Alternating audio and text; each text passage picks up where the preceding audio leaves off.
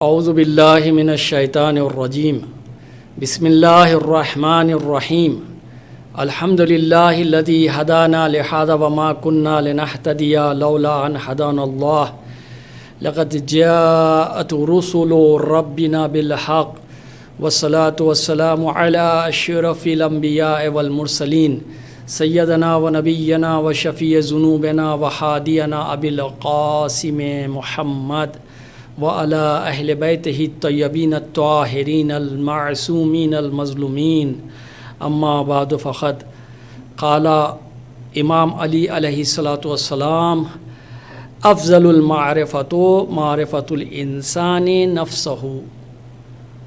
آج کی درس اخلاق میں ہماری گفتگو خود شناسی سے متعلق ہے کہ تہذیب نفس اور اخلاق سے پہلے انسان کے لیے ضرورت ہو جاتی ہے، ضروری ہو جاتا ہے کہ وہ اپنے آپ کو پہچانے، یعنی خود سازی سے پہلے خود شناسی ہے، یعنی اپنے آپ کو سنوارنے سے پہلے آپ اپنے آپ کو پہلے پہچانے کہ آپ ہے کیا۔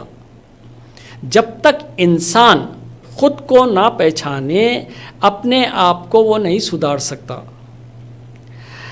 انسان کے لیے ہم یہی کہیں گے کہ وہ ایک ایسا موجود ہے جو کمال، بلندی اور ترقی چاہتا ہے، اور اسے اپنے مقصد میں کامیابی کے لیے کامیابی اسی وقت اس کو میسر ہوں گی کہ وہ اپنی یعنی انسان اپنی بالقوا والی صفت کو استعمال میں لائے، تب جا کے وہ انسان اپنے آپ کو پہچان سکتا ہے۔ تو ضرورت اس بات کی ہے کہ یہ خود شناسی کیوں ضروری ہے، کہ کیا ضرورت پڑ رہی ہے کہ ہم اپنے آپ کو پہچانیں۔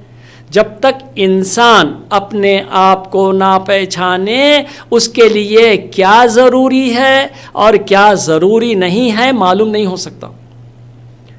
انسان کے لیے خود شناسی بہت اہمیت رکھتا ہے، یعنی وہ اپنے اچھائیوں اور برائیوں کو وہ اگر خود سازی نہیں کرے گا، خود شناسی نہیں کرے گا، وہ اپنے اچھائیوں اور برائیوں کو نہیں پہچان سکتا۔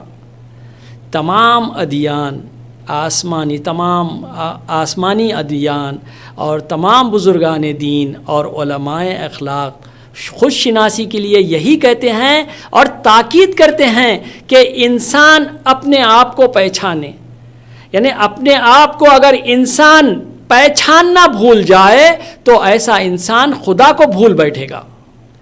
یعنی خدا کو پہچاننے کے لیے ضرورت ہو رہی ہے کہ وہ اپنے آپ کو پہچانے۔ ارشاد خداوند تعالی ہو رہا ہے وفی انفسکم افلا تبصرون، اور تم میں بھی قدرت کی بہت سی نشانیاں ہیں تو کیا تم نہیں دیکھتے؟ یہ سورہ زاریات کی 21ویں آیت ہے۔ پھر ارشاد تعالی ہوتا ہے کہ ولا تکونوا کالذین نسوا اللہ فانساہم انفسہم، اور ان لوگوں کے جیسے نہ ہو جاؤ جو خدا کو بھلا بیٹھے تو خدا نے بھی انہیں بھلا دیا اور وہ اپنے آپ کو بھول گئے۔ سورہ حشر کی 19ویں آیت ہے، یعنی جو خدا کو بھلا بیٹھے تو خدا نے انہیں ایسا کر دیا کہ وہ اپنے آپ کو بھول گئے۔ تو ضرورت اس بات کی ہے کہ انسان خدا کو پہچاننے سے پہلے خود شناسی کرے، اپنے آپ کو پہچانے۔ اسی لیے مولا متقیان حضرت علی ابن ابی طالب علیہ السلام ارشاد فرماتے ہیں کہ افضل المعرفۃ معرفۃ الانسان نفسہ، یعنی بہترین معرفت انسان کے لیے یہ ہے کہ وہ اپنے آپ کو پہچانے، اپنے نفس کو پہچانے۔ پھر حضرت کا ارشاد ہوتا ہے کہ من عرف نفسہ فقد عرف ربہ، یعنی جس نے بھی اپنے آپ کو پہچانا یعنی خود شناسی کیا، یقیناً وہ اپنے رب کو پہچان لیا، خدا کو پہچان لیا۔ پس خدا شناسی کا مقدمہ کیا ہے؟ خود شناسی ہے، انسان اپنے آپ کو پہچانے۔ پھر ایک سوال یہی ہوتا ہے مگر انسان کو نہیں معلوم کہ وہ کیا ہے جو خود کو پہچاننے کی اس کو ضرورت پڑ رہی ہے۔ کیا انسان ایک ایسا موجود نہیں ہے جسے کھانے پینے کی اس کو ضرورت پڑ رہی ہے، مکان کی احتیاج ہو رہی ہے؟ تو ہم جواب میں یہی کہیں گے کہ یہ ساری چیزیں ایک حیوان کے لیے بھی ضرورت پڑتی ہیں. یہ کوئی ایک پہچان نہیں ہوئی کہ کھانا پینا مکان. یہ کھانا پینا مکان ایک حیوان کے لیے بھی ضرورت ہے. تو انسان ان چیزوں کو اپنی ضرورت پیش کر رہا ہے، کہتا ہے کہ بس یہی چیزوں کی اگر میں یہ چیزوں کو فراہم کر دیتا ہوں تو میں اپنے آپ کو پہچان لیا. نہیں، یہ تمام باتیں تو ایک حیوان کے لیے بھی ضروری ہے. پھر انسان اور حیوان میں کیا فرق ہے؟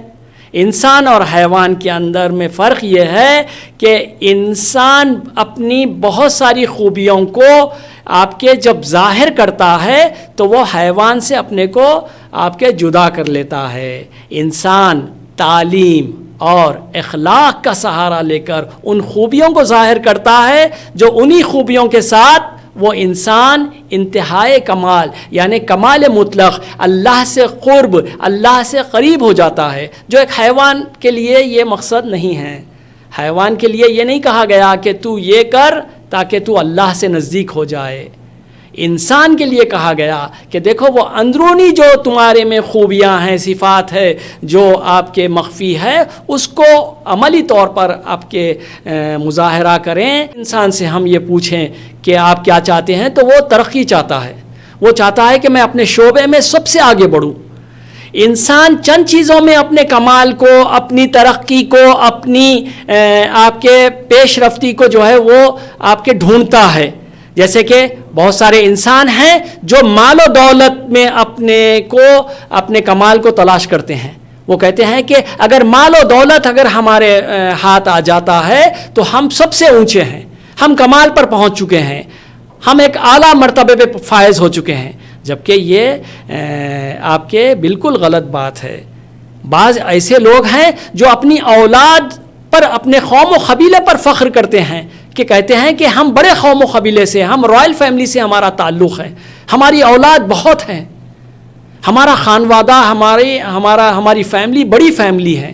اس پر فخر کرتے ہیں. اور اس میں یعنی بڑی فیملی کے ہونے پر یا اپنے قوم و قبیلے پر فخر کرتے ہوئے یا اپنے کو رائل فیملی میں شمار کرتے ہوئے وہ یہ سمجھتے ہیں کہ ہم آپ کے اعلیٰ مرتبے پہ پہنچ چکے ہیں، ہم کمال کی انتہا پہ پہنچ چکے ہیں. جبکہ یہ سب کچھ نہیں ہے. قرآن مجید کہتا ہے کہ نحن اکثر اموالا و اولادا وما نحن بمعذبین. سورہ سبا کی 35ویں آیت ہے جس میں ارشاد باری تعالیٰ ہو رہا ہے کہ خود انسان یہ کہہ رہا ہے کہ ہم تو مال اور اولاد میں ایمان والوں سے کہیں زیادہ ہے. جبکہ یہ تصور بالکل انسانوں کا غلط ہے.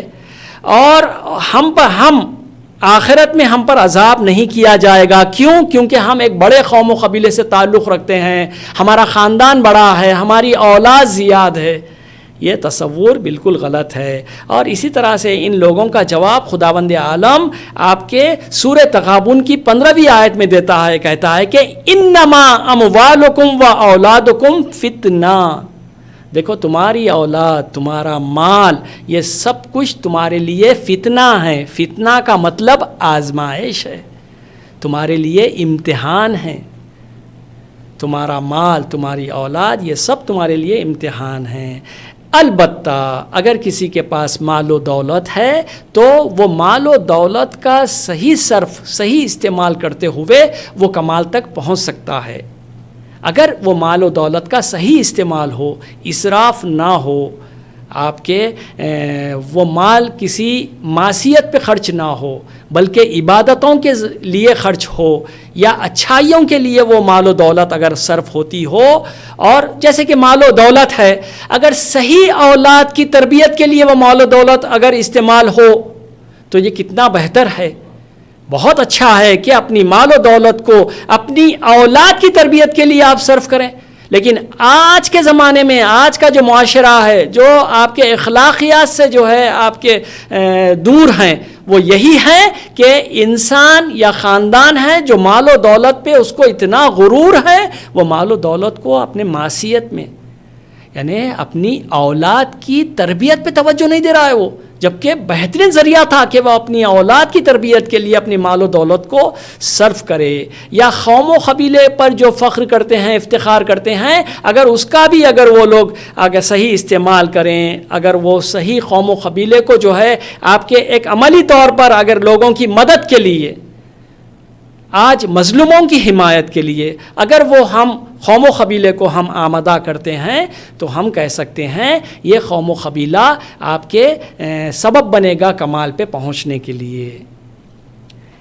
ایک دن ایک واقعہ ہے کہ سلمان فارسی مسجد میں وارد ہوئے اور آپ کی بزرگی اور حضرت صلی اللہ علیہ وآلہ وسلم کے نزدیک جو آپ کا مقام تھا، آپ کی بزرگی، آپ کی عظمت کا لحاظ کرتے ہوئے حضور اکرم صلی اللہ علیہ وآلہ وسلم نے آپ کو صدر مجلس بٹھا دیا. تو اس وقت عرب کے جو لوگ تھے وہ اعتراض کرنے لگے، ان کو ناگوار گزرا. وہ یہ کہنے لگے کہ ہم عرب کے لوگ یہاں پر ہیں اور ہمارے ہوتے ہوئے ایک غیر عرب ایک صدر مجلس پہ بیٹھا ہوا ہے. بس یہ آپ کے سننا تھا حضور اکرم حضرت رسول خدا صلی اللہ علیہ وآلہ وسلم آپ کے فلاں ایک صحابی جب اعتراض کیا کہ دیکھو ہم عرب موجود ہیں اور ہماری موجودگی میں ایک غیر عرب ایک صدر مجلس پہ بیٹھا ہے، تو حضور اکرم صلی اللہ علیہ وآلہ وسلم کو بڑا ناگوار گزرا اور اپنے اس صحابی کو آپ نے سخت لہجے میں کہا کہ دیکھو، اور سخت ناراض ہوئے آپ. اور اس وقت آپ رونق افروز منبر ہوئے اور آپ نے ارشاد فرمایا حضور اکرم صلی اللہ علیہ وآلہ وسلم نے کہ آدم علیہ السلام کے بیٹے آپس میں ایسے ہی ہیں جیسے کنگھی کے دندان. ایک کنگھی کے جو دندان جو ایک لیول میں ہوتے ہیں، اسی طرح سے آدم علیہ السلام کی تمام اولاد مساوی ہیں. عرب عجم پر آپ کے فخر نہیں کر سکتا ہے، عرب عجم کالا گورا ایک دوسرے پر کوئی فضیلت نہیں رکھتا ہے. پھر سورہ حجرات کی آپ نے آیت کی تلاوت کی کہ انا اکرمکم عند اللہ اتقاکم. پھر اس کے بعد آپ جو ہے تفصیل کے ساتھ تقوی کا آپ نے ذکر کیا، اور اس طرح سے آپ کے تقوی کے ذریعے سے، چونکہ تقوی ہی ہیں، تقوی اگر پرہیزگاری انسان کے پاس ہے تو وہ اعلیٰ مقام پہ فائز ہو سکتا ہے. مال اور دولت، قوم اور قبیلہ، خاندان آپ کو اونچائی پر نہیں پہنچا سکتا. آپ کو اگر واقعاً اللہ تعالیٰ سے، تقویٰ کیا ہے؟ تقویٰ اللہ تعالیٰ سے قربت، اللہ تعالیٰ سے قریب ہونا، اللہ تعالیٰ سے نزدیک ہونا. یہ اسی وقت آپ کو میسر ہوگا جب آپ اپنے اچھے اخلاق کو ابھاریں گے. حضور اکرم صلی اللہ علیہ وآلہ وسلم کا ارشاد ہے فی جواب السائل فمل کمال. ایک سائل، ایک سوال کرنے والا آپ کے پاس آیا اور کہا کہ یا رسول اللہ صلی اللہ علیہ وآلہ وسلم فمل کمال، کمال کیا ہے، اونچائی کیا ہے، بلندی کیا ہے؟ چونکہ ہماری گفتگو اسی عنوان پر ہو رہی ہے کہ انسان مال و دولت میں اپنی ترقی دیکھ رہا ہے، انسان ہے جو قوم و قبیلے میں اپنی ترقی کو دیکھ رہا ہے. تو حضور اکرم صلی اللہ علیہ وآلہ وسلم اس سائل کے جواب میں ارشاد فرماتے ہیں تقوی اللہ عز وجل و حسن الخلق. اللہ تعالیٰ کا تقوی اختیار کرنا اور اچھے اخلاق کو اپنانا، یہ انسانوں کے لیے کمال ہیں.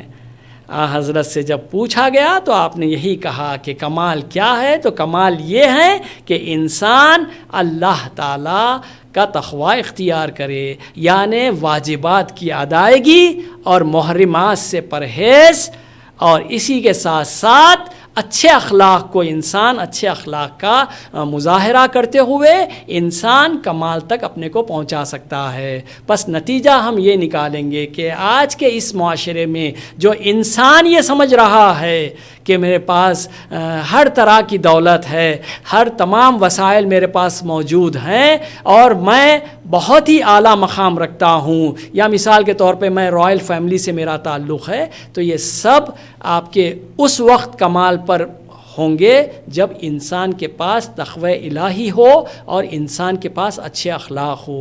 بس اچھا اخلاق ہی انسان کو سب سے جدا کرتا ہے، اور اچھا اخلاق رکھنا ہی سب سے بڑی دولت ہے. با ادب با نصیب، بے ادب بے نصیب. والسلام علیکم ورحمۃ اللہ وبرکاتہ.